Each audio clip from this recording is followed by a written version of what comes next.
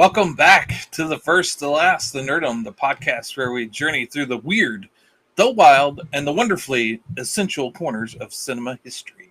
And this month, we're deep into the curated madness of Criterion Month, celebrating the films that challenged audiences, bit genres, and changed the language of movies forever. This week, we're tuning into one of the strangest and most influential cult classics ever unleashed on unsuspecting viewers, David Cronenberg's Videodrome. Yes, body horror, media paranoia, mutating flesh, dangerous broadcast, and James Woods is sticking his head inside a TV in ways no user manual ever intended. Videodrome isn't just a movie, it's a transmission, a fever dream beamed straight from the early 80s into your frontal lobe, asking big, uncomfortable questions about violence, media consumption, technology, and what happens when bodies merge a little too intimately with their machines. Long live the new Flash, right? We'll be diving into Cronenberg's iconic vision, exploring what makes this film endure, why it feels even more relevant in today's screen-obsessed world, and how something so bizarre became a cinematic milestone. So adjust your tracking, check for signal interference, and prepare for a little audio-visual mutation of your own. This is Criterion Month. This is the First to Last Nerdom, and today we're tuning into Videodrome. Yes, sir, we are. This one was out there. One of a kind. I actually got to watch it twice. I got commentary on the version that I had. It was by commentaries by some gentleman from Heavy Metal Magazine or something like that. Mm-hmm. Can't remember it, but anyway, and of course just the whole thing. But it was what the hell did I watch? Like a lot of metaphors. Cronenberg is. I mean, we've talked about it before. I mean, we kind of broken into him a little bit, right? We haven't covered one of his movies per se, but yeah. So. Okay, well, yeah, we talked about it, and about it. That's right. He's one of those that I kind of dance around. He's sort of like in the circle of the things I'm interested in, but I don't always focus in on him specifically. But yeah, so he's getting the spotlight this month, or this week in our Criterion Month. We're celebrating because Criterion has a big Barnes and Noble sale in November. If you're watching now in November, that sale's going on, and you can enjoy the benefits of that. If you're watching us outside of that this month, that November's always comes once a year, so it'll circle back around for you. And you're watching us. We are the First to Last Nerdom. I'm Tom, and here with ML, and I think Mike wants to show us what we are. I absolutely do. Thank you for the direct cue, my friend. Thank you so much. I had to totaling with the thing. Yeah, this is our like Tom said, this is our home base on the interwebs here. Our website, FirstLastNerdom.com. And you can see here. You can go check out our last 10. We have a rotating carousel of our latest publications that we do week in, week out. Very, very happy to see that. Playing with clips here. We're getting a little bit better here. In the next few weeks, we'll do our shorts game will be better.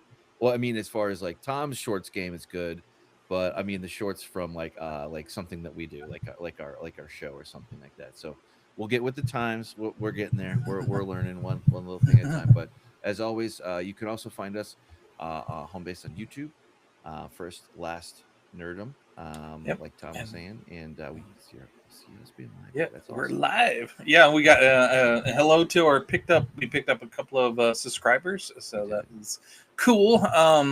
We do all sorts of things. We cover movies, TV, both sci-fi, horror, fantasy. I also do some little cheeky comic book reviews and book reviews on our.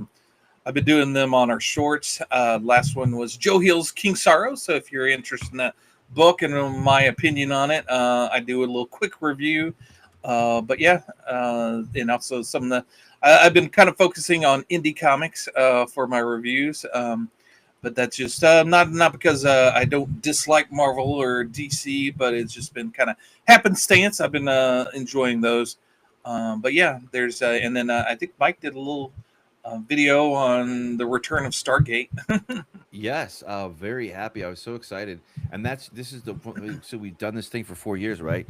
And we've never done any Stargate anything whatsoever, as far as I know, as far as I can remember. I would have Mhm. remembered. We definitely hit some things. So, um, that's something that's not going to happen anytime soon. By the way, too, that's like 2026, 2027 kind of thing. But I'm Mhm. happy to see that they're doing that, and like, there's been really strong rumors that something like this was in the works. But unfortunately, though, like, that was the same kind of rumor that would come up every 5 years or so. So like, and we've been out of the Mhm. game for like 14 years since Stargate Universe ended. 14 years, the thing. It would be really cool to like, maybe I know you like Lou Diamond Phillips, don't you? Yeah, Yeah, I who doesn't enjoyed like? him in Chair Company. Yeah. Yeah, who doesn't like Lou Diamond Phillips? Like, Lou Diamond Mhm. Phillips is in Stargate Universe anyway. Doesn't matter, but a lot of people were in Stargate. But all that being said, it was really cool to see that, and that we're just kind of, well, if there's something cool that like that, we if it catches me or Tom's fancy and we care enough, we'll put out a short, or we'll go live, or we'll do something like Mhm. that. That was just like one of the things. Like, I saw it and it was like, I can't believe this. I actually saw it directly from Amazon Prime Videos first, and I watched it, and I was like, "Oh wow, this is amazing." So I like that. I wish them the best. I hope that, I have a lot of faith that the people that are on board that project, they know exactly and how and what to do to take advantage of everything. So it'd be very cool. But anyway, no, nerds everywhere celebrate. This is all that we do. So maybe your jam is the new upcoming Harry Potter series that's coming down the line here, not too long from now, for sure. Or maybe you like, you're a Nolan addict like me and Tom. We are definitely Nolan addicts, and then you're waiting for the Odyssey. But either way, Mhm. you have us over in Reddit land, sir. And Why, how yes, has I Reddit been, for you, fine am. sir, for No. our wares? Does anybody want our wares? Maybe I don't know why they did a spoiler thing on that, but Fine. just our thing there. Yeah, no, I try to promote herself in various subreddits. It seems like the big ones don't won't have us, like HBO's. I think banned us from posting. But I posted Awesome. to a Tim Robinson, and there's like a chair company subreddit that sprung up, and I think we got quite few views there. So we might have picked up some viewers from that. So that's cool. But yeah, I just have been finding the little subreddits to kind of promote ourselves, the ones that will have us. So we appreciate you. Um, but yeah, and you and I'm also and that I'm on in Reddit land as FirstLastNerdom, and then also in X under FirstLastNerdom, and I post little things on X. I promote our latest and greatest video, so if you want to know what's currently out by us, you can check that, see if it's something you want to watch. Also, anything that kind of tickles my fancy, I'll that's within the nerd realm, I'll post on my subreddit as well. You won't get some long diatribe about something you're not interested in. Yeah. Awesome. Yeah, and I believe you're also, you already did your Yeah, X. X. Yeah. Cool, cool. Yeah, I too am also on X, ApeIt_Ink, out there, and we're out there. We have fun, and sometimes me and Tom will have a conversation, or something will catch our fancy, and you can be part of that conversation too. We do really want to say thank you to the last few people who joined us, but I'm also long form content on ApeIt.Ink, my a silly little website where I don't really do much and putter around too much. And yeah, so anyway, better do something. 2025 is going to come to an end. I wrote more in 2024, but in any case, whatever strikes my fancy here. But here we are, there we are, and today we are landing square on Videodrome. Um, kind of, Yeah. this is So to you or me, to a certain age demographic, and it's only going to be true as time goes on, as the people that actually grew up with VHS and that kind of thing, and grew up in the 80s, that sort of, like, as time passes us by, um, it's going to be a little bit harder for kids to understand to kind of make the transition from video to thing, because like they were very much using video production language, I guess, or things in language and vernacular, the technicals of like what it makes to have a show or a network or a thing. So they kind of had a little bit of a techno babble there. The Cronenberg, this is like a very good one. Well, let me back up. Let me back up and say that this is, we're going to take a deep, and I mean a deep dive into this is one of the most visceral, disturbing, and prophetic films of the 80s. That came out.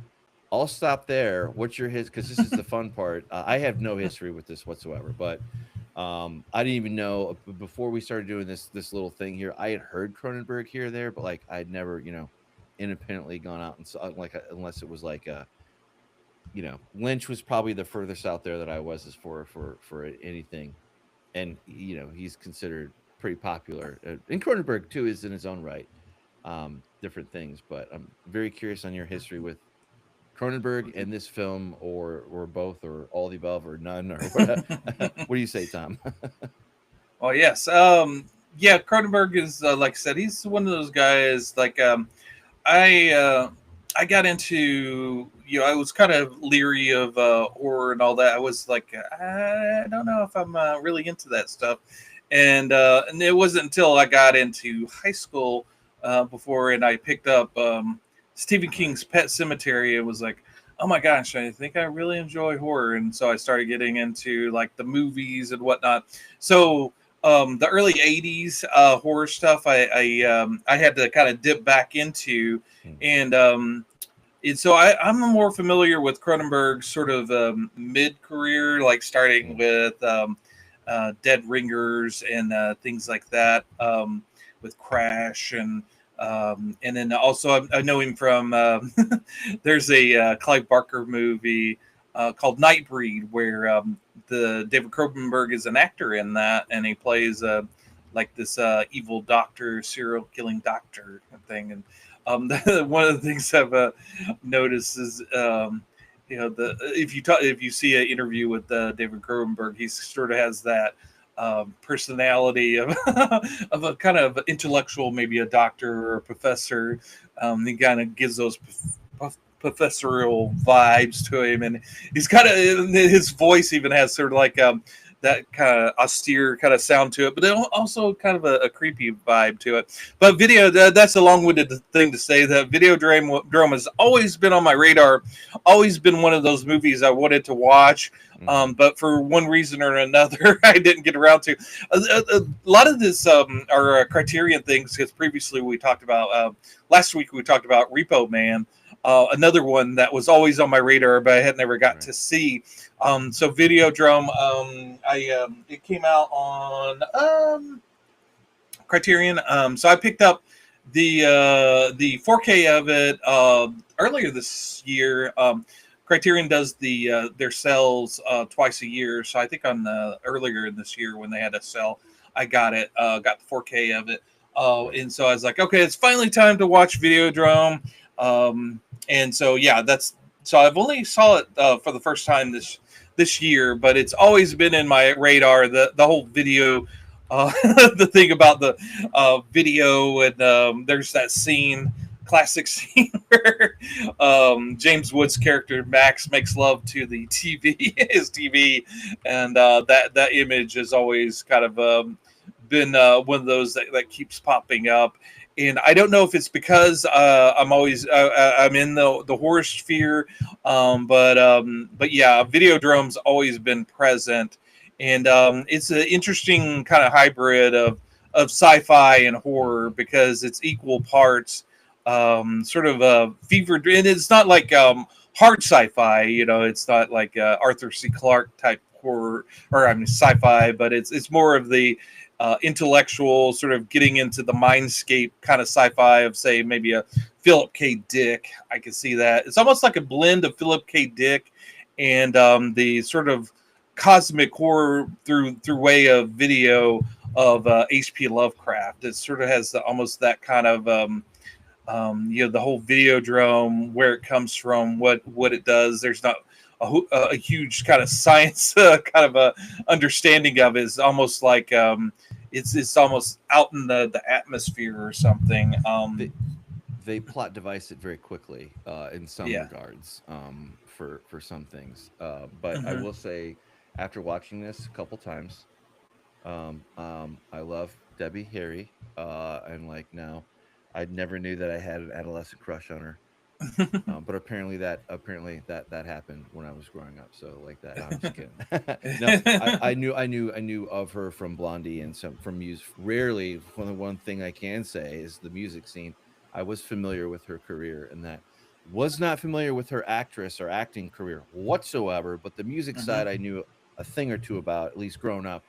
For this, I didn't know boo for about Cronenberg or let alone this movie, but nevertheless, it was quite a treat to see this, and to see it like be such opinionated choices. Like, like I get this and this wasn't this Cronenberg's, was this his first at bat, or was no, this, it's his first film that that's right, was widely distributed, but no, this is on down the line from him.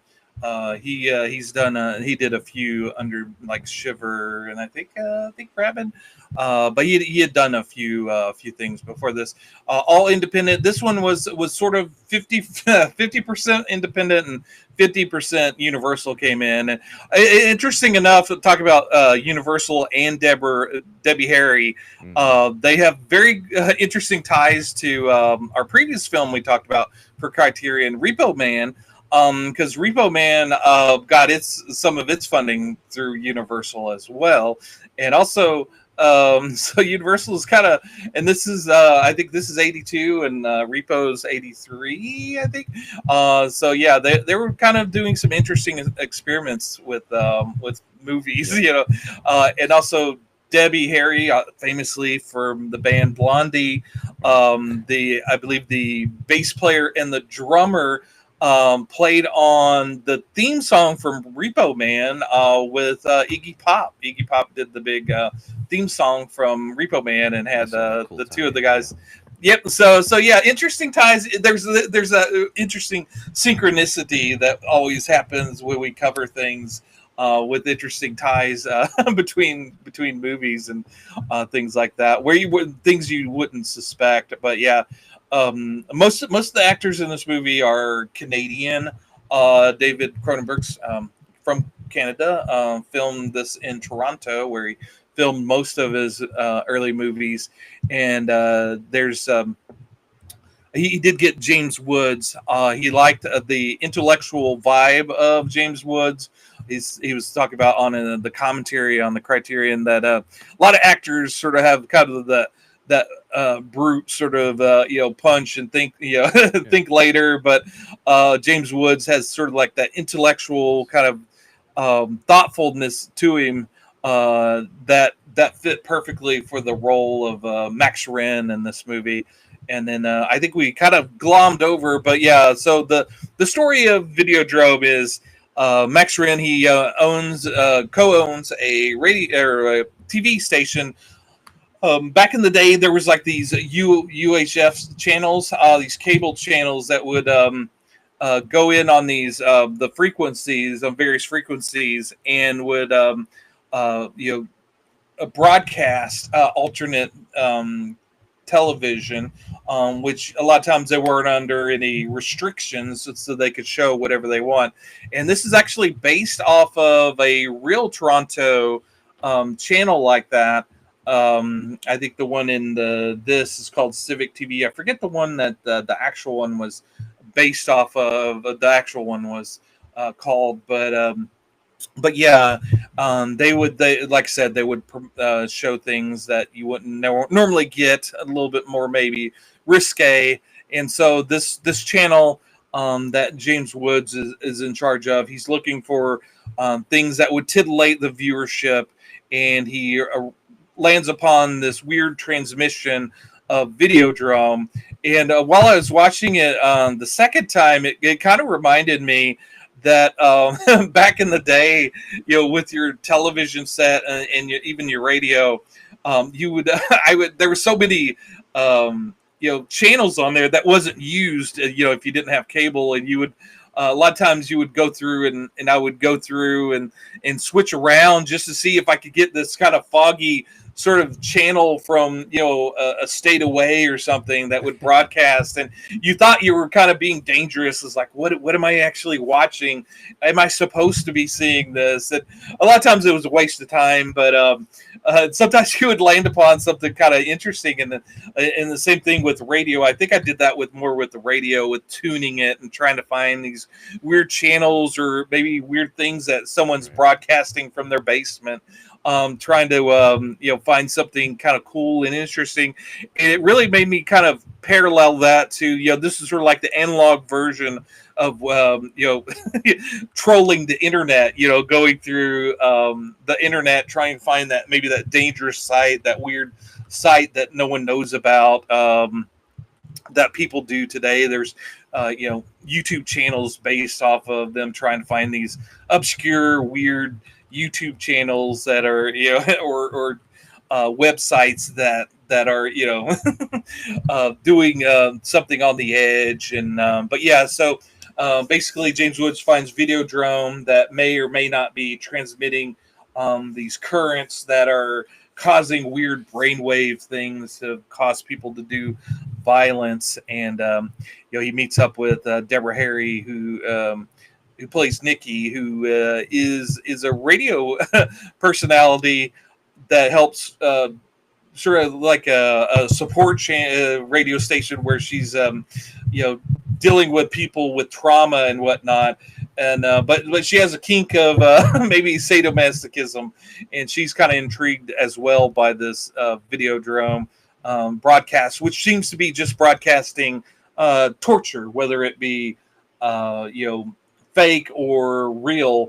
That's sort of like the intriguing point. The starting intriguing point of this movie is, what's real, what's not.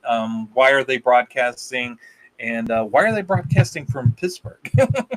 I'll hand it back to you, Mike, as I crack open my boomer juice. Yeah, I was gonna say, so I currently, it's so funny how things kind of roll together, and of course it's gonna be from my frame of reference here for this thing. So I've been doing a lot of playing Cyberpunk 2077 lately, and I cannot help but think how the parallels how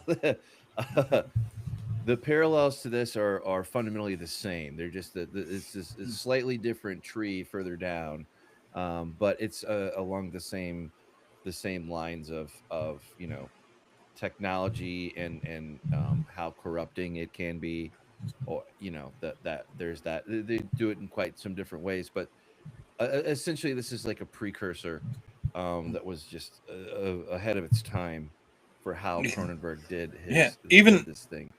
Ahead of its time and ahead of technology. I mean, this would be yeah, so much easier in an internet world, but he's dealing with concepts that would easily lay upon the internet, but with videotape, you kind of have to make some stretching and some manipulation, but it works within the context of this movie. Well, and to add to that, he did it in such a way to, like, where if you take this movie and you were to drop out, some of the fundamental the structural things of the trade and the technology or something like that, and then redo it, but in a more appropriate kind of technology. I mean, you essentially you get cyberpunk. You get a cyberpunk. You get any kind of dystopian kind of future. Either if you take this from the side of Max is clearly going through something. There's some good guesses. Toward the end. Whatever, and then of course there's canon, so to speak, for serious conversation around this. But Never mind any of that. Like that's kind of the fundamental thing that you see this guy. He's just kind of a guy, right? He Mm-hmm. doesn't necessarily have kind of like any kind of North Star or direction outside of his work and Mm-hmm. and that's kind of he's kind of His work's his obsession, and then it leads into a different obsession as well. Yeah. yeah. Kind of like like whereas other people are grounded and they pick a side, so to speak, he Mm-hmm. kind of is just this floating guy that he kind of picks a side, but not really. I mean, it's Mm-hmm. just and the other side too that you can't get away from is that he is not and it leaves it open up into interpretation. Is what you're seeing through his eyes actually happening, or are they Mm-hmm. it's kind of all a wrap. It's kind of a little bit of everything. Definitely hallucinations are involved. Definitely he's deteriorating, or he is going through something. He's going through a metamorphosis, maybe, perhaps, Mm-hmm. a transition from a thing. And the people around him seem to be not to be too M Night Shyamalan about this, but it seems kind of like it's almost like you're starting from like backwards, kind of in a way, in I got vibes of like I don't know. My interpretation is I don't know. It seems like everyone that he was talking to, it seems like was already dead. like Interesting. literally Uh-huh. from his personal assistant to which and it's strange too because like I guess I get it, but I guess I don't. I guess I'm still working on it. Mhm. There's so many times like where from the start of the film all the way through the film, there are calls to this all the time. Like where there's like a coldness to to how his flow. I don't know. It's just bizarre. Like there's like it. I think that they're trying to show the world building, though. I have to kind of take a step back and not take everything literally, but apparently in this world like TV program, there's this other layer of television that is out there that makes people susceptible to something, or at least that's that's Yeah, kind of the that's unnamed thing out there, the kind of sort of that's implied, the and conceit everything of kind it. of Yeah. builds up around it. I don't know. What do you Yeah. think? Yeah. I don't know. Like I'm still kind of working through it, but well, I don't. I could easily see like where some schools of thought would be like, oh well, he's just it's all just one. This could just be the last 3 seconds of his life before the light goes out. Whoop. Or it could be, you know, he really did turn into an assassin. Yeah. And spoiler alert out there, this is 40-plus-year-old movie.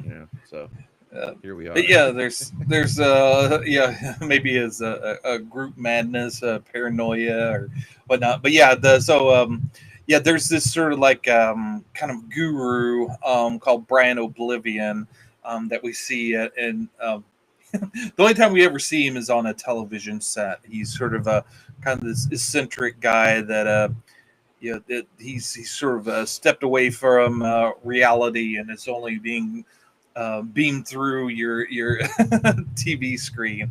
And when he does the interviews on TV, he's on a videotape on a video screen. So, but yeah, he's actually based off of a real person named Marshall McLuhan, who taught at the University of Toronto, which I guess he was a.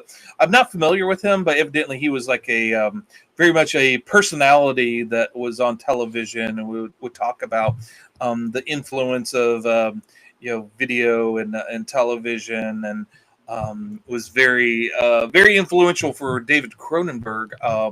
He actually went to the university, but he never took any of his courses. But he was very interested in the guy and his ideas. So that guy was sort of the founding point of this character. And evidently, this Brian Oblivion, him and his partners were the ones that created Videodrome. And there was with it all things of power. People have different ideas on how to use that power, and we learn later in the movie that there's a Nephris side that wanted to use the power for their own gain, and sort of edged Brian Oblivion out of it. And his the person that actually Max talks to through to Brian Oblivion is his daughter Bianca Oblivion that he gets introduced to, and they actually run this sort of homeless shelter that sort of gives television to the homeless. Let the homeless sort of key in, which is actually kind of prescient to later on when getting the homeless online.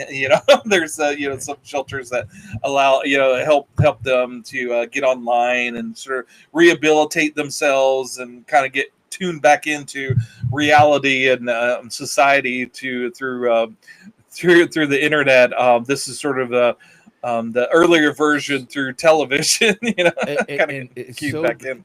If had this, I mean, he obviously it's uniquely Cronenberg, but still like the prophecy nature of it, which would later become the internet and this interconnected, and then other things are built above that, which were even more fantastical, that we wouldn't hit until and it's the 90s or have a concept of it as a movie to buy kind of thing. But it blows my mind like how and I will say like the kind of the off ramp there for the body horror, like I get it, like, and the practical effects are absolutely insane, ahead of their time. They hold up just as well today. I mean, they're just as equally disturbing. Probably even more disturbing if you see it on a big screen, and this is like you see this thing. Of course, most people saw this on the VHS, which we didn't cover, but there was this natural push and pull with the studio too. Cronenberg, like there's a natural tension for a great visionary like someone like himself who knows how to articulate it, but maybe doesn't quite know how to wrap it up, or to whatever. But either way, you are pulled in, and my goodness, you had I heard kind of like all the little practical effect things from the perspective of James Woods, and kind of like what he didn't like and what he did like, which were kind of really cool to see. And then the guy who was giving the commentary talked about the practical effects and how they did some of the glowing TVs, like this the physicality of the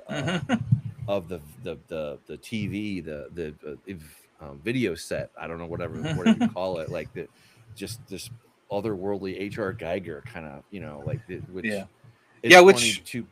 we talked about that, and H.R. Geiger had some of his artwork influenced some of Debbie Harry. I can't remember, but her she did visit. Did visit him and collaborated with him. Rick Baker did was head of all the special effects on this, which he was coming off of his Academy Award winning effects for American Werewolf in London. He just did that previously. Went on to this. And there's like awesome.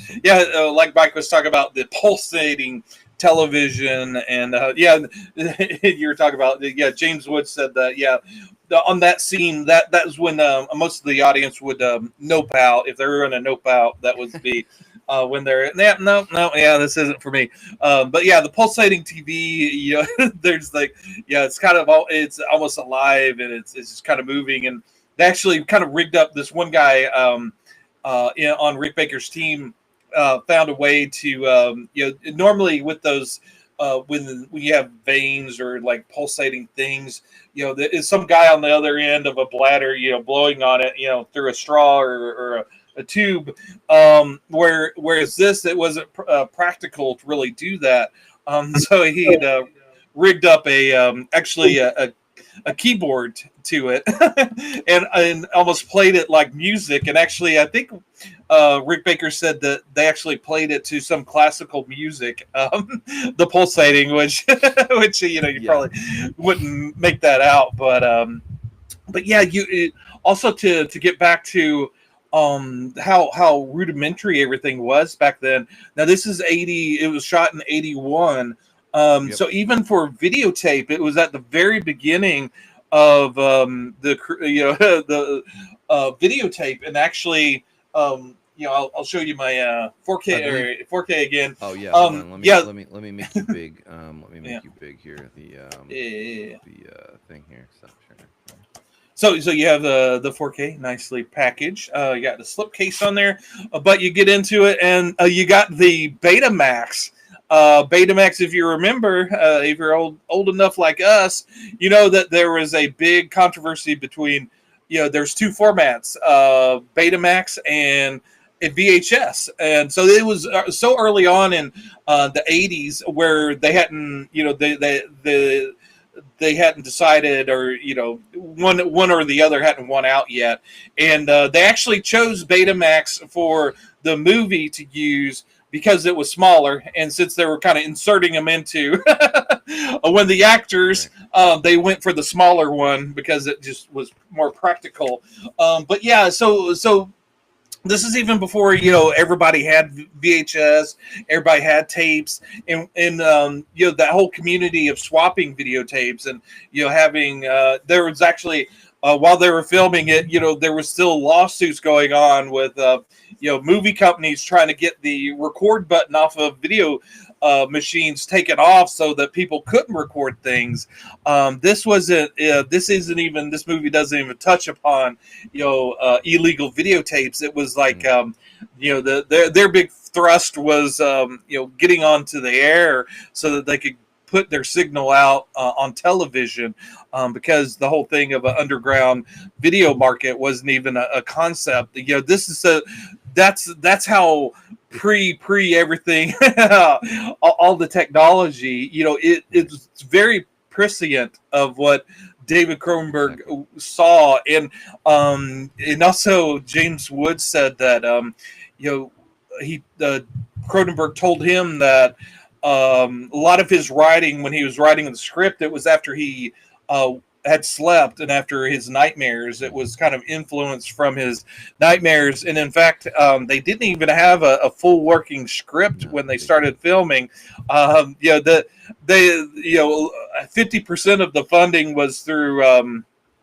I think the Canadian, there's like a tax shelter thing that helped funds movies, and once you got the money, you had to film it by the end of the year, or that money went away.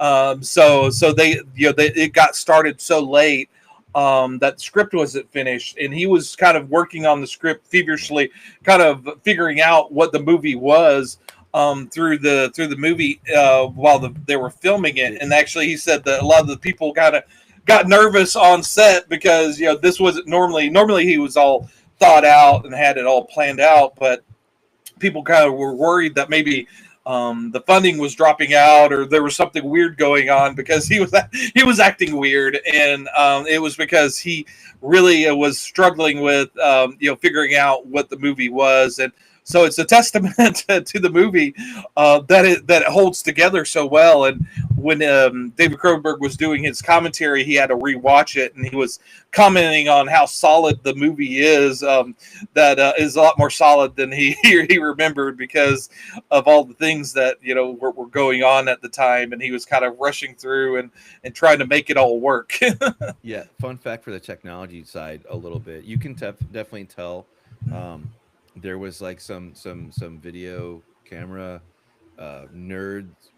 There were people that had been in the industry for some time that brought some of their expertise to this in general, like just broadly speaking, as like some things. But one of the things that I remember hearing about the commentary that I listened to, the Samurai Dreams kind of sub film in a film kind of thing, that and some of the other Videodrome scenes, but I think primarily this Samurai Dreams thing. Well, the two things like this stuck out like a sore thumb for me was the Samurai or Cyberpunk 2077. There's a little bit of a homage to Samurai or whatever. Although it's just a weird coincidence.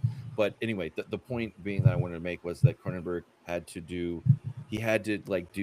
he used videotape for for that portion of the film, and he got that was like that was when they started filming, and then they were able to transition over to the normal 35 millimeter that a director would have more Well, say he of he or whatever. specifically did that because he didn't want to. Because it starts with him, trying to find the Max character, find some softcore porn, because that's sort of what the Real Channel did, was also show kind of what they call blue films. Which is kind of interesting that the Canadian channel called it blue, and Japanese calls it pink films, but basically sort of softcore porn. Yeah, adult film. So he obviously didn't want to use any of those actual ones in the movie, so he had to actually film his own. So actually, if you want to see the uncut full 5 minutes that he filmed of it, it is on the Criterion, and also on the Criterion, all the unedited full length Videodrome videos on there as well. And then there's one where James Wood puts on this kind of a weird VR kind of VR before VR headset, and that video is on there as well. Them because it's kind of a distorted video. It sort of has their process of how they came upon that. Very very very interesting how they put all that together. And in fact, they said that some of the Videodrome stuff, they had to get extras to be kind of fake tortured. And they said, the things that they used on them was, didn't hurt them at all. But evidently, I guess one of the women that they did that with became oddly obsessed with the movie and would show up on the set just to watch them film. And it was kind of odd. And they said, one of the guys, I don't know if it was a cinematographer or someone, said that from afterwards, some of these guys would call in and contact them, saying that they were the boyfriend of one of the women that was tortured in Videodrome, and was asking if they could have access to the full film, full video of them being tortured, which they never replied to. But that was kind of interesting. And there's some, they kind of play with some kind of things, like the whole point of the Oblivion's march toward this is that television is reality, and they're I don't know, hard for me. Many people have explained it better than I can, but it's funny how I don't know. Like anyway, going back to what you're saying about the just the whole concept of it, it really hits you over the head with some fundamental. And I am screening and not showing like I normally would just click through photos, but we got a community strike on our Halloween show, I think. For whatever the thing, or I can't, whatever it was, but anyway, we appealed it, and we should get it fixed. But until then, I'm not going to take a chance here, because God forbid, Yeah, absolutely. We already checked the box to make sure kids don't see what we do. So like, right, whatever, screw us, But anyway, yeah, absolutely. But yeah, also interesting how he films. Cronenberg says he doesn't storyboard. That he doesn't. He says that that's not filmmaking. He says that it's not until he gets on the set or the location before he kind of really sees how he needs to shoot it, what camera, what angle, what lens, what all that. He doesn't really see that until he's there and can kind of map it out. He said the only time he really used storyboards was for the Fly, because they really needed to know, like the special effects guys needed to know what needed to be seen in those shots. But other than that, and it was interesting, like with them being with Max and that sort of a nerd guy, TV nerd guy, the engineer Harlan. I kind of enjoyed those scenes of them seeing all the old technology in the background of the TV station. Oh yeah, and it's so funny. Technology is kind of a part of this, but because of where we're at in time, And we're so used to thinking of computers and applications and software and hardware, right? Hmm. It's a little bit of a different take on things, but Hmm. technology is a very big part of this because Yeah. they picked the Betamax, because Yeah. they actually he used video, he actually used VHS, he produced it, he Yeah. edited it, he merged that into the thing and into the kind of creating a whole world building into a world. I mean, it's really remarkable. It's funny that it's not, and they spent some time on the Harlan, that like when you're the first part of the movie, like what you're talking about, like Hmm. where Harlan is introduced, like, Yeah. he's got the glasses and he's got the Hmm. tech vest, or the, Hmm. I guess, the video editor. I guess you would have Hmm. a AV vest. That's what you would have, Hmm. like AV, kind of an AV nerd kind of thing Yeah. going on there. Which it's Yeah. Yeah. totally, I'm not making fun. I'm just saying, like, Mhm. he does Right. that, and then you see the satellite dish, kind of thing, like Mhm. go. Anyway, so it's just interesting how Yeah, the there was technology almost nerds takes a before computers. backseat. Yeah, it takes a backseat, and it really is not relevant, really, to the. I mean, what you see is solid. I agree with them Mhm. 100%. Like, maybe it's not blow your doors off, and there are some. Maybe this is hard for people to take in. Like, let's just say that they can get over they can get the message that's being relayed to them or whatever. But then Mhm. you drop in the body horror parts that kind of jaunt off over here, that kind of put an exclamation mark on everything. It's just interesting how the technology really doesn't matter. Like, that's, I mean, it's done well enough. It plays a part in the film, but I just mean, like, because, like, Right. if this were the modern version of it, I mean, he does some really remarkable things here, like where he has like a hallucination or something, and it's an allegory toward you know self pleasure, whatever, or it's him interacting with the TV, or with the equipment in such a way, like when there's a certain kind of video playing on it. It's very eerie. and Yeah. and how the technology just doesn't really matter so much, is like, or the how it works versus like Right. what you get, which just Yeah, it's they just don't. They don't. remarkable. They don't focus too much on that, but yeah, but yeah, the Cronenberg did in his commentary said, yeah, there was nerds before computers, and that the There Harlan always been nerds. character, he was talking about how he perfectly played the sort of nerdy tech guy, played by Peter Dvorsky, who later he said later became a software developer. So he was definitely playing type for himself with that. And but yeah, there's a lot of attention to detail in this movie, and there's a lot of fever dreamish kind of quality to it. There's the Videodrome videos, which are kind of played in this reddish orange sort of room. And it was intentional that it be that color because he found from, I guess, reading about people, torture and different things, that prisoners or captive people find orange to be offensive, unsettling. So that was very intentional in that sort of weird kind of wet kind of red clay wall there. He'd read about, or well, he saw a film that later he couldn't find again, but that the Nazis sort of used sort of a some of them used this sort of red clay wall that was electrified, that they would put people up against to torture them. So that's sort of like that weird sort of unsettling texture to that. It's just sort of a just kind of does stuff to your mind. There's a lot of stuff that's not shown, but it's implied, or people, Unsettling. we use your kind of imagination to sort of extrapolate. A lot of he talks endlessly about being censored and things being cut out of the movie.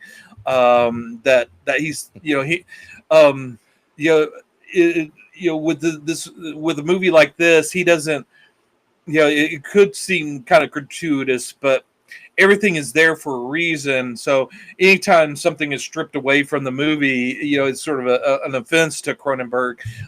So having to work with these censors and have to undermine his movie by taking certain things out was very frustrating for him, especially for this movie. And he said that it's kind of arbitrary. It's almost like it kind of depends on the taste of the censor.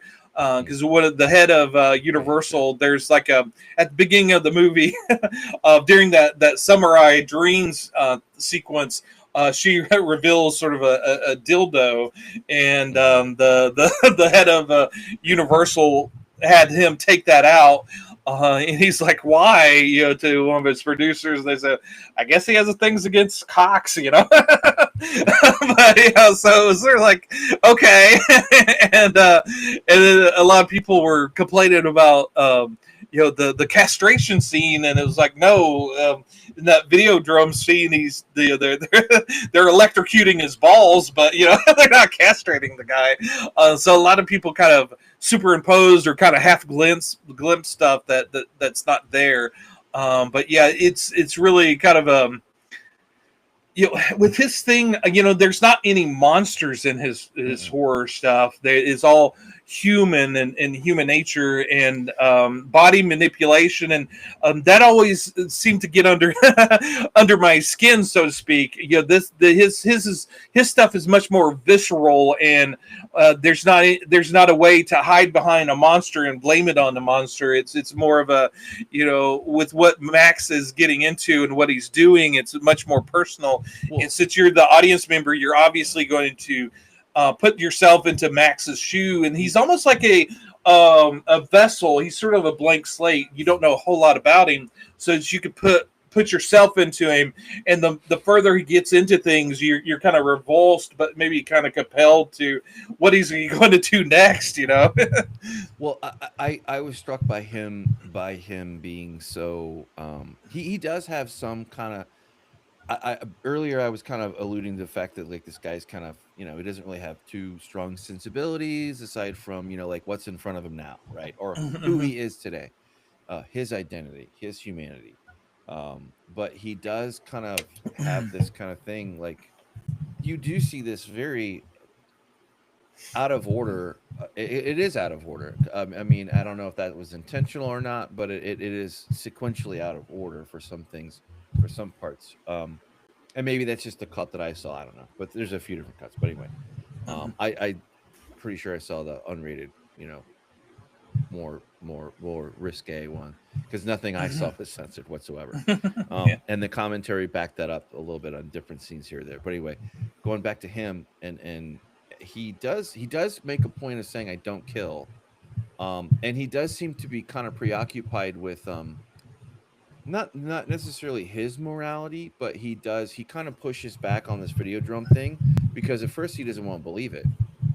He pushes back on it to several people that kind of talk to him throughout this process that he's going through, and they say, he's like, well, why would you do it for real when it's just safer? It's safer, it's easier, it's more controllable. It's essentially what you're saying.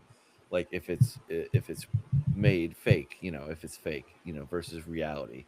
But you get there with him, and he you see this deconstruction of him, like this kind of whatever was left.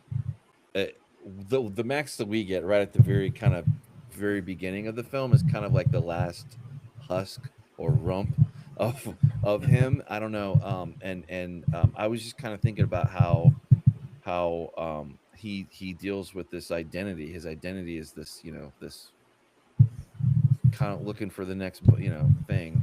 Yeah, it turns him into something completely different, and more of a threat. I don't know how to put it, but his how much was he consciousness of it, and anyway, it again, just like for you, it's the monsters for the horror side. For me, on the science fiction side, it would be the alien, right? So there are no aliens, but there is an alien. It's the alien of like strangeness, of something else trying to co-opt you or to transform you, or you transform yourself even though you're hiding behind it. Maybe, I don't know. That's kind of the psychological layering that goes on here. He does a kind of a direct force, brute force thriller. Yeah, and for the younger audience, they're much more familiar with the debate over violence in video games, but it's always been a debate no matter what medium it is. Before it was video games, it was violence on television, which is this sort of what this is kind of focusing in on. But before that, it was violence in movies, violence in comic books. There was a comic book, Comic book authority, agency. the comic book code was put in place. It's always been a worry about the youth and what effects violence has on you. And this sort of like takes it to the nth degree. It takes the debate and forces it. It says that there's this force, this Videodrome that will brainwash you, that will cause you to endorse this violence, that to relish this violence, and he becomes this agent for Videodrome, and he's by the time Videodrome's kind of sunken its teeth into him, he's kind of lost himself. He's sort of he's working for whatever forces that are controlling him, and there's and at one point Bianca shows him the reality of what Videodrome is doing, and then influences him. And at that point, is she manipulating him, or does she actually get him to see the light of day and then go against Videodrome? And then by the end of it, he's losing a sense of reality. I like how it very subtly kind of gets introduced into this whole hallucination and this mind manipulation that happens. The very early on, he has a scene where his secretary. I love the secretary in this. She's a wonderful actress. I forget the name of the character and the woman, but she's like a breath of fresh air in this movie that just kind of comes in. The girl Friday, Julia, was it Connor? But yeah, she's a wonderful little addition to this movie. But she comes over kind of concerned about him, and he has this. He runs. She goes to the videotape to grab, innocently grab the Videodrome tape, and he doesn't want her to have it. He runs over, and in his mind, he smacks her, and he sees her turn into Deborah Harry, and then go back, and then he doesn't know if he really slapped her or not, and she's like, no, you didn't slap me. But it's so. There's like a lot of times when you have a hallucination or something like that, the tendency for a filmmaker is to really make that stand out, to like, oh well, like a flash or change of perspective or something. But within that whole hallucination that he has, it's all within one take and within one one all color graded to the same. So it almost if you blinked, you might have missed it. But with hallucinations, that's usually how it happens. If you have one, it all kind of fits in. It doesn't like stand out. It's just sort of part of the thing, and then you're like, whoa, what just happened? And that's sort of that kind of mental melt that happens to Max, that kind of blends reality with imagination, and what is real, what isn't real, and at what point does reality stop, and how much can we trust what we're seeing on the screen, since we're kind of seeing it through Max's eyes and his perspective of things. Right. It's really kind of fascinating try to pull apart what is real and what isn't real, and how important is that, at that point. Well, the other thing too that I love too in both times, like I mean, when I watched this, when I thought it would naturally end, it didn't, and I love that, and I kind of going back and thinking, well, why would it end here? And no matter how you view the overall story of like what you accept as reality and what parts you are supposed to be there that are real versus not, or whatever, for Max, as he's going through this, essentially you're seeing the clock go down to zero. And it's funny, because very, very bizarrely, if you were to take and watch this movie from the very end, and then you were to loop it back in to start over again, it works. So I just think that's a very, very unique way of showing that, like, we're seeing a countdown to zero, essentially. And what zero means, well, there's pretty definitive edge of the end of the film for sure, but the beginning, it's just kind of like this thing that you see, and it's very quickly. He like I said, he is very economical, and he gets to the story very quickly. And I Yeah, love it's a hour and a half, or not even an hour and a half movie, it's an very hour and tight. 27 minutes. Yeah. It's very tight and solid. They do there are three times in this movie like where there's it. I'll just describe it, where there's a wound on part of Max's body, right? And then you see this very, that's part of this is literally part of the brand of the film, essentially. Like you see this, yeah, you see this interaction that happens two times, and then there's a third time that it happens, like where it's kind of implied. They do kind of show like midway through whatever, but they don't take the third time. They don't take as much time to. He still gives it airtime. He still puts it in your face, but it's much more implied. But anyway, he's very direct and brute force. Like for the subtlety, for the thriller, it's right there in your face. Only every conversation that he has practically is part of the every intimate one-on-one conversation. Let me back up, that he has, where he's meeting so and so here in the thing, and having you know this, or he's interacting with the daughter, or he's interacting with the thing. Is kind of like this. I think the funny thing is the Brian Oblivion guy is a video library. you know Yeah, you know yeah, yeah, um yeah. It's almost like you know, today's equivalent. He would have been lost. Uploaded to the internet. right.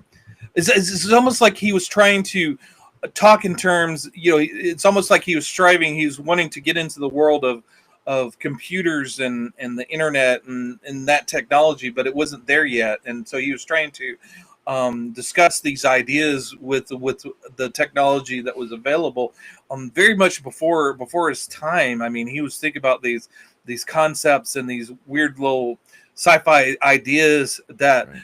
wouldn't become prevalent until later with the internet.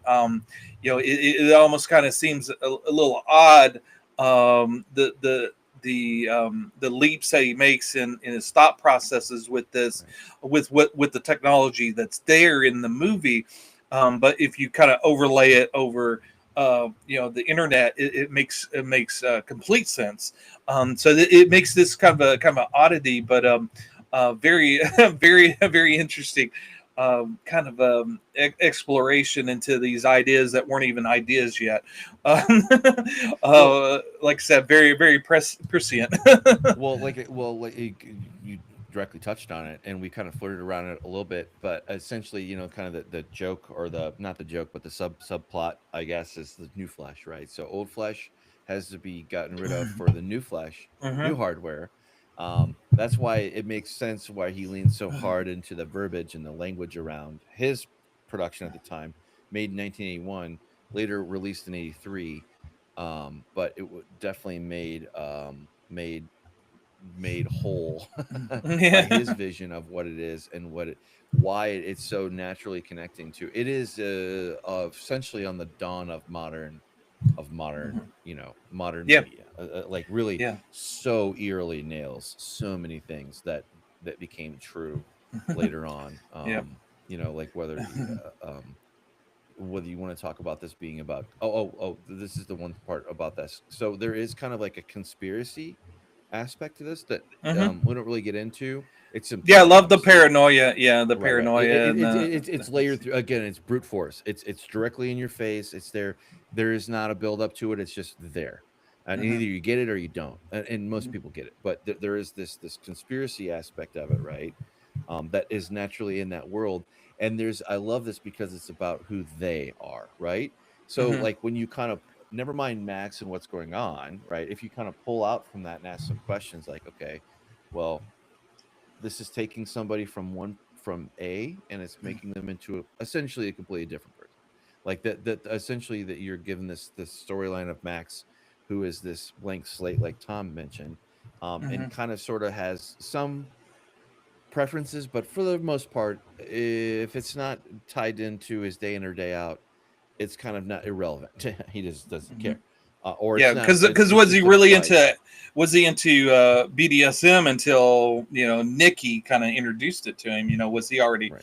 was he into it or not? You don't really know, but it Right. seems Or like was he he already wasn't. on Yeah, that path? When did he yeah. get there? I mean, there's just so many Was he questions kind of of like what curious? they Yeah. right. But if you pull back from that from the Max storyline and you go Mhm. into like the conspiracy side of like, well, he is being made into this kind of Mhm. this Manipulated into, yeah, yeah. this Manchurian candidate kind of stuff. Anyway, there's Hmm. a very weird there's ties onto that are very right there parked.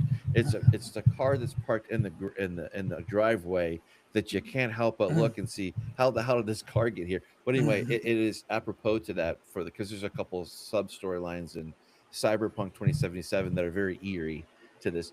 Not surprising because Cronenberg hits a lot of themes in a very short period of time, and you can You see almost kind of why he shotgun blast the themes, it is it is it's not as refined. It's a lot more I mean it's refined in some areas, like it's not quite as brutish as a first outing. The thing that I love about this week that we're doing between this film and the one that we'll be covering up here shortly, which is Pluribus, is the I love that. I love. Never mind anything else. Maybe the body horde. It's really not that bad. I mean, considering what I fucking. Anyway, I mean, it is very visceral, and it's not. It's not like it's cute and freaking puppies and rainbows at all. For all, don't get me wrong, but they don't tell you whether it's Cronenberg or Gilliam. You don't get told what to think. You're Mhm. just shown this thing. You're shown it, just like a lot of the things that we're missing nowadays, like where there's exposition out the ass, and you're Mhm. being told every little square little fucking thought that's in every character's little head.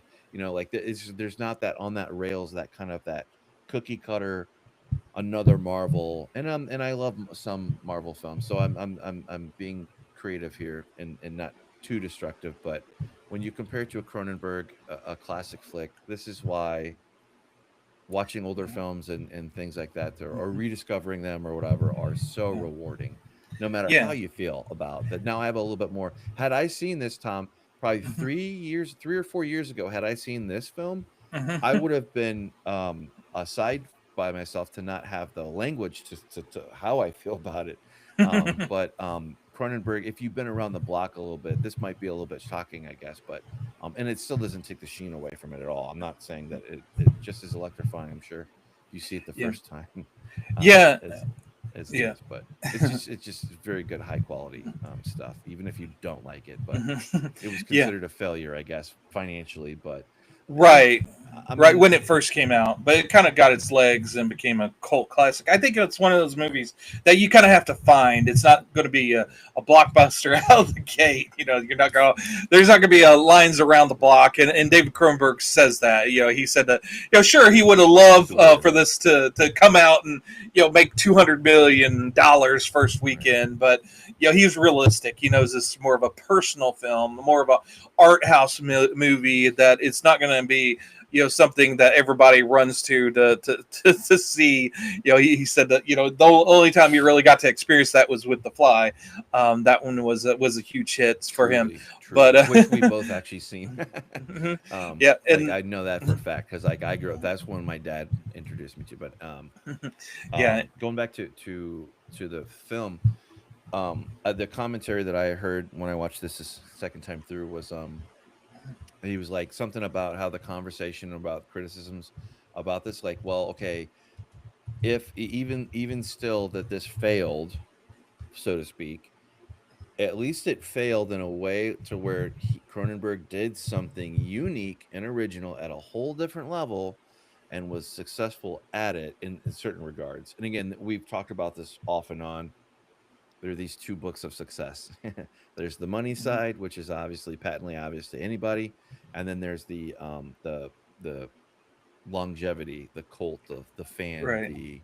audience that grows with it over time.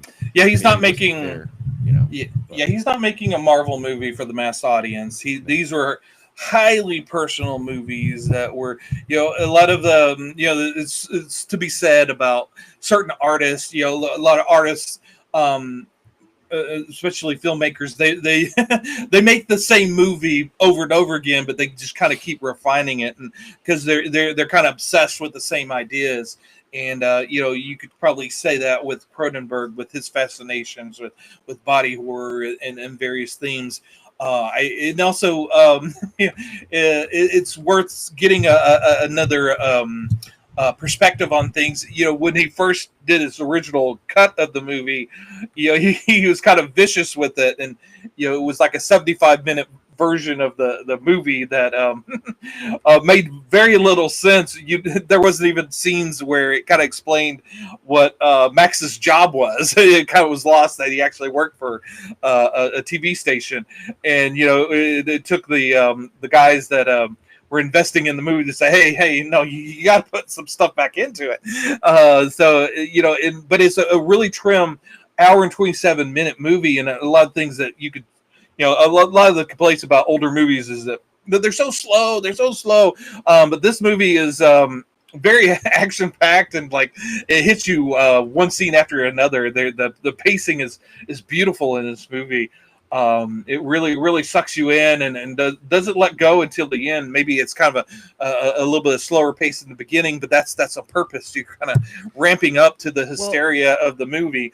And also, I was going to say that the pacing.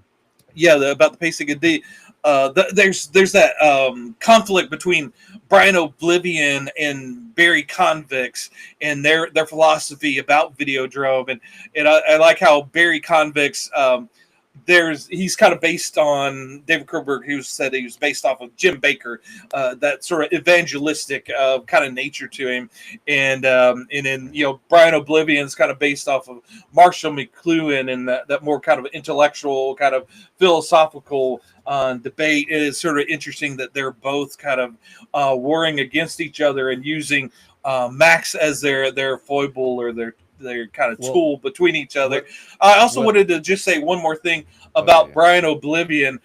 That's very appreciated. He talks about how he chose his name of Brian Oblivion. That's his video name, and that's very telling about is prescient about internet and internet culture, about when we first started getting into the internet and getting our names and our names for the internet and coming up with that.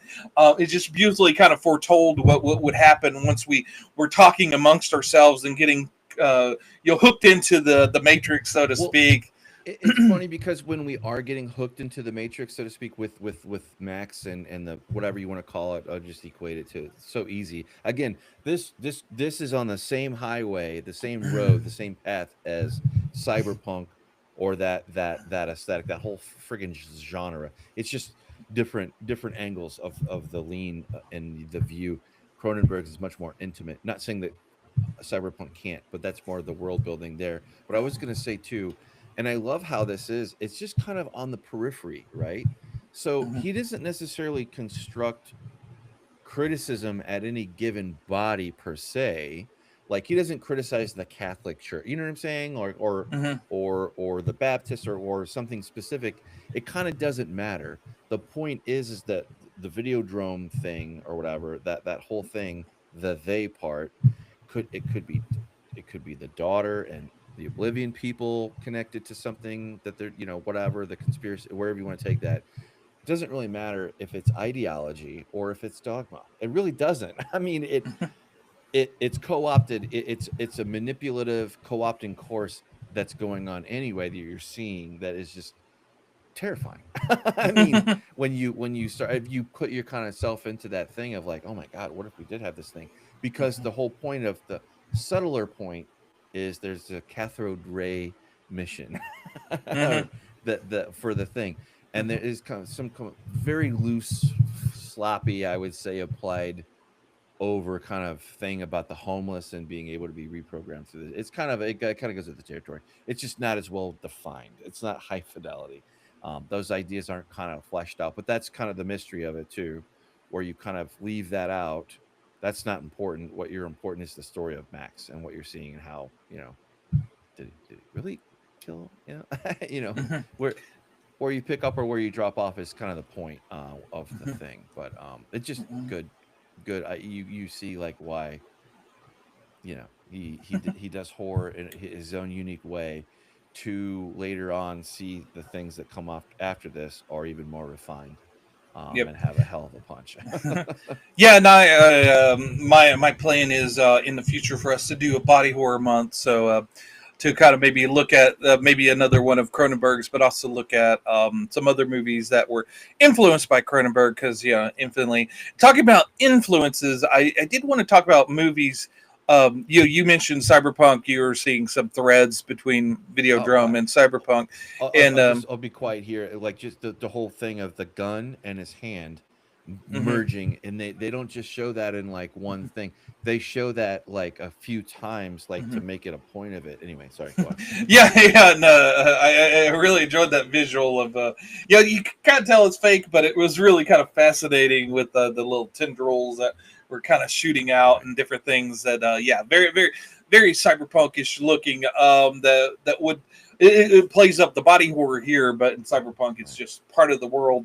But yeah, Rick Baker actually wanted to make the gun more phallic looking, and Cronenberg said, "That's a bit too much, a little too much." But like literally, like we're in adult territory here. Like literally, he wanted to make I heard they talked about that in the commentary, about like literally making a foreskin, like yeah, foreskin. Yep. the details that they wanted to go to was like, nah, we're good.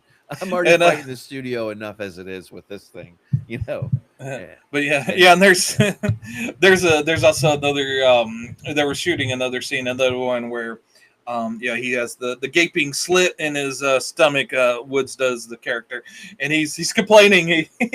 He cries out while filming. Woods says, "I'm no longer an actor. I'm a bearer of the slit." And Deborah Harry was there on the time they were filming, and she goes, now you know what it feels like."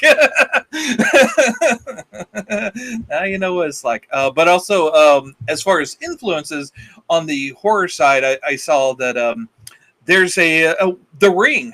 The Ring is directly influenced by this movie. The whole thing about a videotape influencing yeah, I someone. can see one there directly for sure. Yeah, and a lot of Clive Barker's stuff with Hellraiser and different Right. things. There's a whole bunch of body horror that's influenced by him. But I also more recently, I just send you a link. I apologize, I didn't think of that until later. But there is a comic book called World Tree, which takes by James Tinian the Fourth, and it really goes into it's Videodrome using the internet. It's not the dark internet; it's the undernet. There's this kind of, sort of mysterious layer underneath the internet that's connected through the internet that these guys find in the 80s, and they bury it, and it comes back up a couple of decades later, and it causes people to do horrible violence. Sounds familiar, right, with the Videodrome? But Well, very, very well done. It's an ongoing series, but yeah, there's like there's a one. excellent. They've completed a full arc Finished of this the one. story. Yeah. But yeah, very, very good. If you're into Videodrome and Cronenberg, this may be something to check out if you're not afraid to go into your local comic book shop, or you could get it online. But yeah, definitely check that out. Well, It's I was gonna leave this connect. I mean, because it's just so apparent for me. This helps me explain why Cyberpunk 2077, aside from playing it and being on the brain, there the conspiracy is goes back to this, not only to the Oblivion, to the dog, to this people, but also to the specular optical, which is like this nefarious, this company, Mhm, corporation. And in Cyberpunk, that essentially megacorps are out there to treat people as sheep, chattel, mhm. and be, you get the point. There is a push and a pull here of the individual versus the collective, which is so funny, because essentially that sets the table perfectly for our next show, coming up Yeah, with yeah. Cyberpunk One 2077. other thing. Thanks. we didn't really spotlight James Woods. He's really phenomenal in this movie. He's got the amazing. yeah He is James Woods through. I mean, he's excellent. I mean, yeah, very, and very good. yeah, there was they speculated that he's kind of method acting.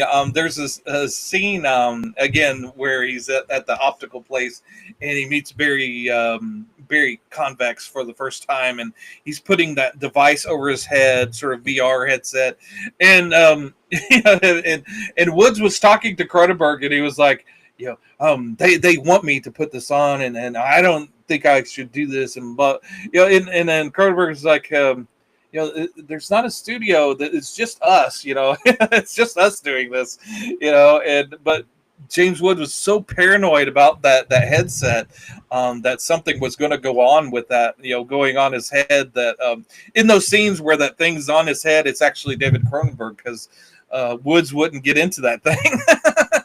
Yeah, he was so far into the character. There's another scene that they didn't actually film where I think he like falls asleep in the bathtub or something, and the TV comes out of it, and they actually kind of waterproofed the TV and got it to where it would work. And Woods was very paranoid about having a TV in water, and he was like, the guy that was working it out, and it was saying, "Hey, it's completely safe." Woods goes, "Okay." He goes, But you have a daughter. Would you put her in there?" And he goes, "No." He goes, "Okay, then I don't think I will either." Smart guy. Smart guy. Yeah. And one other thing, I just wanted to talk about how this darkly beautiful this movie is. There's a lot of scenes that I look and it's just beautifully shot. There's inconsequential scene where like Max is becoming an assassin. He kills somebody, kills a couple of people, and he ducks out into this alleyway. It's just beautifully shot. I just love it. It's almost like an album cover looking kind of thing, like I think of almost like a Bob Dylan album. I think there is like a Bob Dylan album cover that takes place in an alley that it just looks good. I think this is actually, it's funny because this is probably a really great first movie for somebody maybe isn't used to making such huge leaps, right? For some absurdist or for just extraordinary different kind of things that are put together as a video. But I was just going to say too about James Woods, he that there's a part there like where he's breaking glass in the thing, and apparently he had fallen through a plate glass window when he was a kid growing up, and he almost lost his hand. But he was like, "Nope, not doing that." So like the stunt double like did that, did the candy, even though it was candy glass. There was like that he did right, that too. yeah. But they did a fantastic job. This is a very good movie to watch. If you're kind of like, I think that this is not the first film that you would see if you're new to horror or you're new to science fiction. I mean, I can make an argument this is science fiction, just as much as I can that it's horror. It's obviously horror. Yeah.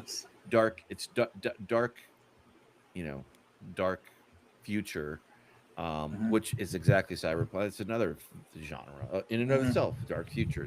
That's the thing. Yeah, I could see I could see Philip K. Dick writing this. I think that this is accessible to like maybe this should be in your first 20 horror films that you watch. I would say like however maybe not the first one, maybe not the first 10, but by the time you get to your next 10, this should be, or some analog swapped out for it would be. It's a very straightforward, easy to digest. I say that with a refined palate now today, but I don't think it's too much for your first at bat. It's enough that it mixes enough of violence and sex and that tension anyway, that the overlap of there is no division between them.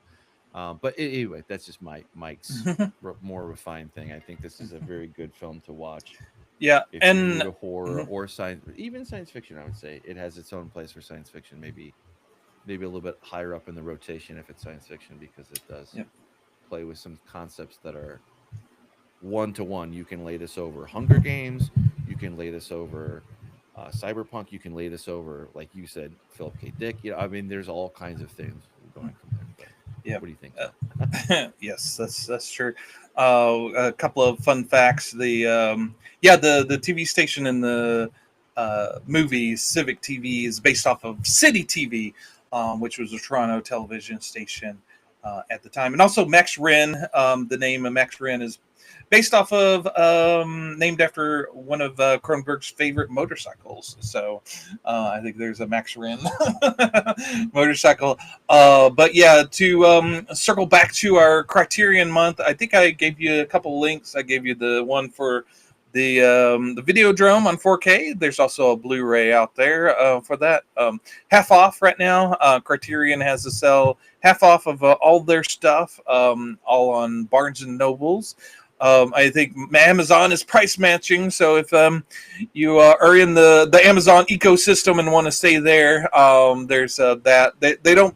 I don't think they're price matching everything, so you might want to double check with Barnes and Nobles. Make sure you can't get it cheaper there. But also, yeah, you can go through there and a lot of cool stuff.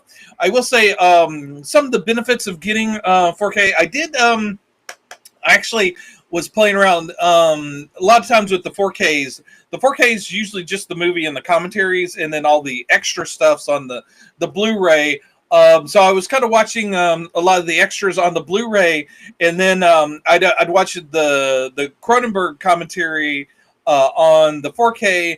But then there's also a James Woods, Deborah Harry commentary on it as well. And I started watching that on the Blu-ray, so I could kind of compare the Blu-ray with the 4K, and you could definitely tell a difference. The 4K is definitely an upgrade, so a lot better looking. But some of the extras on here, a lot of cool extras. Like I said, there's the Samurai Dreams, the full uncut. There's also a short film that he did with one of the actors, the actor that plays Barry Convicts. There's a little short film that he did from 2000 about the television. That's really engaging, worth kind of taking a look at. But the prize gem on here, I will say, is there's a 1980s interview from Mick Garris, hosted by Mick Garris, who's a horror legend in his own right. But he's interviewing John Landis, John Carpenter, and David Cronenberg, who were all doing films for Universal at the time. And so it was really interesting seeing that time capsule of them. This was after John Landis had just done American Werewolf in London. John Carpenter was just getting ready to do, was in the middle of making The Thing, and David Cronenberg was getting ready to do Videodrome.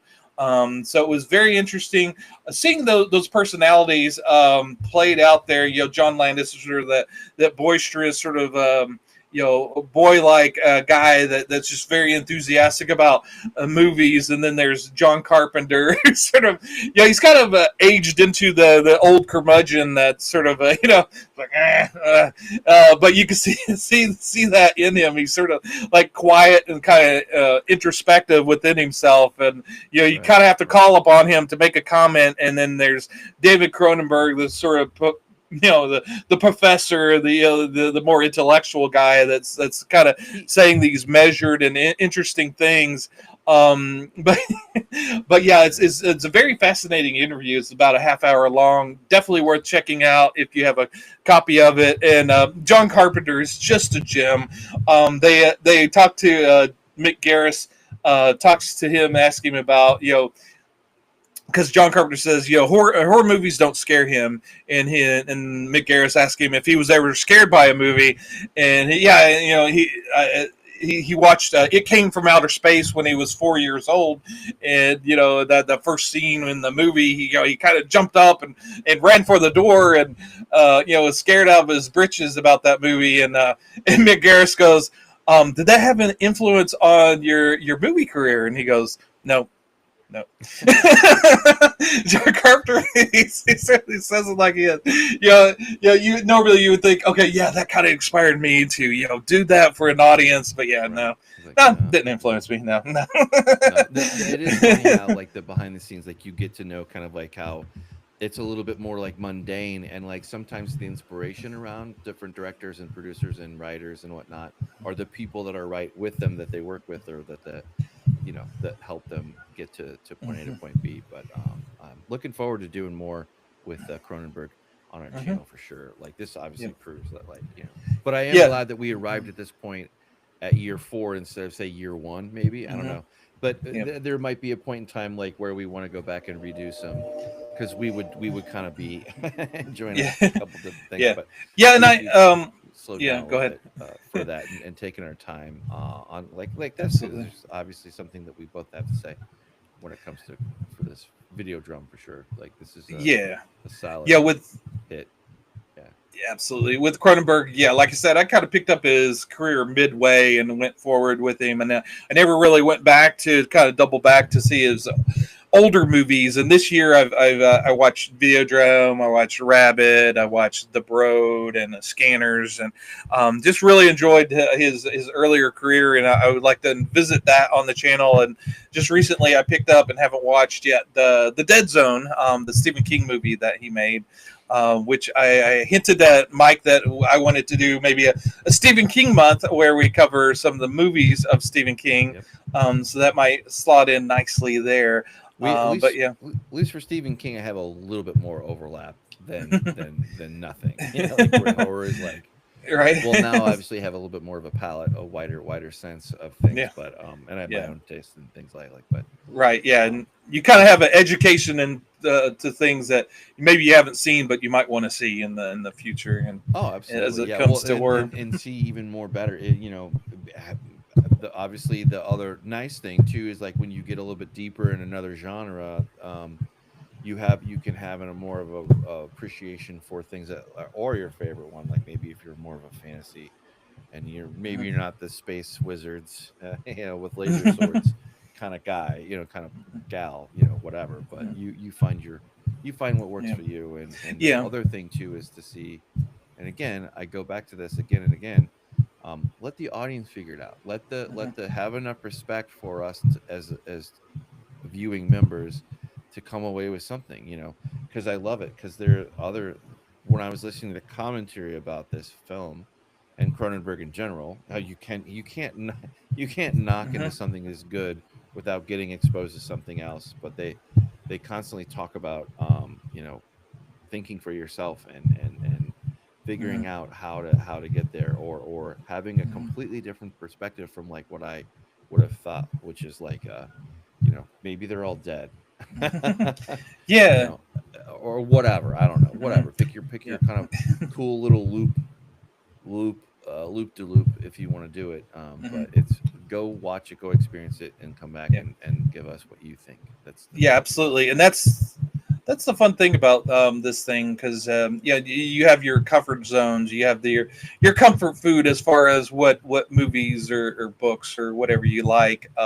That sometimes it's cool to step out of your comfort zone, and a lot of times you'll go, since we have the internet at our fingertips, you start to investigate those things before you get into it to see maybe I might like it, maybe this genre of things I might like, and but finally you kind of have to take that plunge, that faith of okay, let me make that next step and try out this new thing. And definitely Cronenberg is that thing that that will get you out of your comfort zone, that will really shake you and make you decide whether or not you like it or not. There's a definite, like I said, like Wood said, there's definitely a turning point in his films where you're either with him or you're not. So you really I have to. I will say before we completely walk out the door, do you remember as the final scene is set? Mhm, Max is essentially his, like I mentioned, a countdown clock. He's on the run. He mhm, takes refuge in a derelict boat in Toronto's Portlands. But I mhm, would say that is in a way before it was all done. That is kind of an abandoned liminal space. Yep, yep. We Like get back to the liminal. It's not a liminal comedy as we created last week, no, but no. yeah, this is and But he's when between worlds essentially is yep. what is the. I mean, obviously that's Mhm. point blank. But I just wanted to point that out. Absolutely. Yeah. Absolutely. Yeah, and they had actually I think three different endings, and there was a real struggle over on how to end this, and then I think James Wood had a hand in how it actually ends. But there's like you said, there's the famous line, "Death to Videodrome."